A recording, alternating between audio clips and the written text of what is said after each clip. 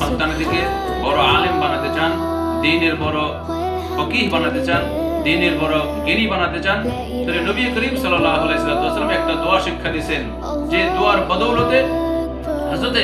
আব্দুল্লাহ ইবনে আব্বাস রাদিয়াল্লাহু তাআলা আনহু দুনিয়াতে সবচেয়ে বড় ফকিহ হয়েছেন, সবচেয়ে বড় মুহাদ্দিস হয়েছেন। তো নবী করিম সাল্লাল্লাহু আলাইহি ওয়াসাল্লামের কাছে বলছিলেন যে আমার জন্য দোয়া করুন, আল্লাহ যেন আমাকে দ্বীনের বড় আলেম বানায় দেয়। তো নবী পাক সাল্লাল্লাহু আলাইহি ওয়াসাল্লাম যে দোয়া পড়ে হযরত আব্দুল্লাহ ইবনে আব্বাসকে ফুঁক দিয়েছিলেন, যে ফুঁকের কারণে কিয়ামত পর্যন্ত দুনিয়াতে সবচেয়ে বড় আলেম আল্লাহর রাসূলের পরে সবচেয়ে বড় আলেম কিয়ামত পর্যন্ত হযরত আব্দুল্লাহ ইবনে আব্বাস এই দোয়াটা পড়ে নবী পাক সাল্লাল্লাহু আলাইহি ওয়াসাল্লাম ফুঁক দিয়েছিলেন,